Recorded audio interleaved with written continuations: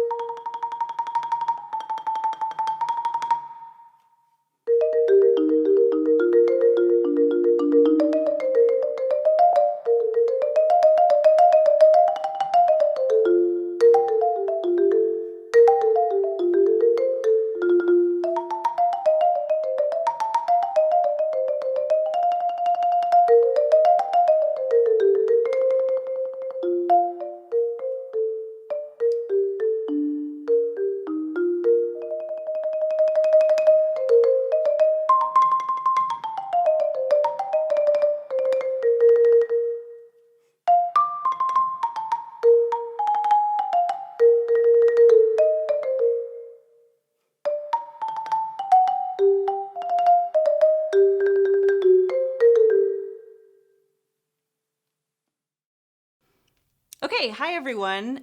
So here are some notes on the Sonata for flute by Johann Sebastian Bach. So this is a 2-mallet piece, and I would recommend starting very slow to learn the notes. Look at the key signature, look at the time signature. You could put a metronome on to learn this in the beginning as well, but just start slow.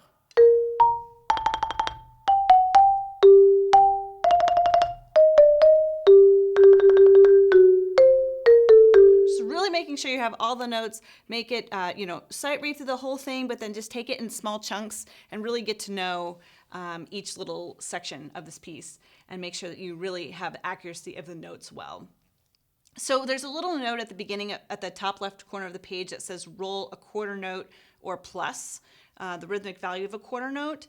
And so you should definitely abide by that. There are also a couple of small places where there's an 8th note tied to the next note and a sticking there that makes it seem like it should be rearticulated. So for example, the end of the third, or in the third line, the first bar to the second bar, and the third bar to the fourth bar. So also roll in those places. So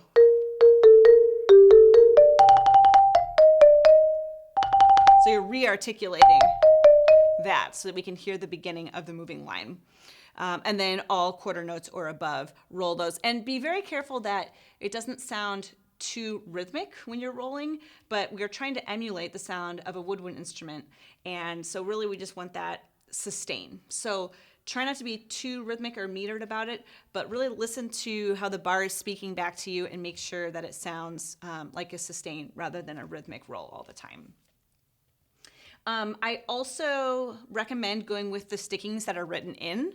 They're pretty good. There are also multiple options. There are other options. So if you like something better, you can do that as well. I don't recommend doing a lot of double stickings or stickings that are going to put you in weird positions. But if there's something that's natural to you that you like better than the written stickings, that is okay. But I do like the stickings that are written in, so you can certainly go ahead and start with those and see if they work for you. The only tricky sticking place is at A, and it is written in, but it's a little bit tricky to get over to that B flat. So I would recommend starting on the edge of the bar and kind of positioning yourself in this way, and then come back to the center of the bar. So again. And then after that, works just fine. That's the only place it's a little bit awkward for sticking. I would also recommend going to the center of the bars as much as possible. This is allegro, but it's not presto or prestissimo or something. So you can reach into the center of the bar most of the time.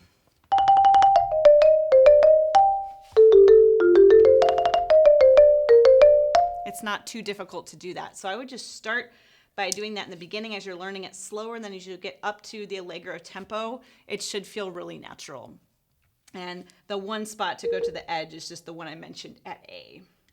There are some dynamics written into this, and in music from this time period, there actually wouldn't have been dynamics written in anyway.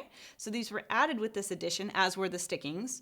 And you can feel free to add your own. Be very musical. This is an etude in the set where there are a lot of moving lines and pitched material. So this is a place to show off your musicality. An easy way to do that, or a simple way to do that, I guess, is in A. 1, 2, 3, 4, 5, 6 lines down. When you have all these moving lines, do something what we call phrasing or shaping with the line. As you go up, you can crescendo. As you go down, decrescendo. So a little slower, something like this.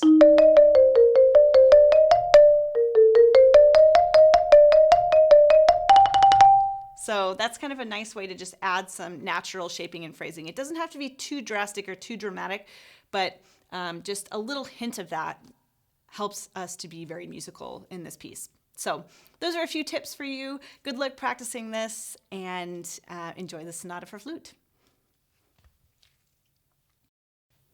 If you would like more information about the University of Missouri School of Music or about the Percussion Studio, check out our website in the description below. You can find our Percussion Studio's social media channels by searching for Mizzou Percussion on Instagram and Facebook, and view past performances on the University of Missouri School of Music YouTube channel.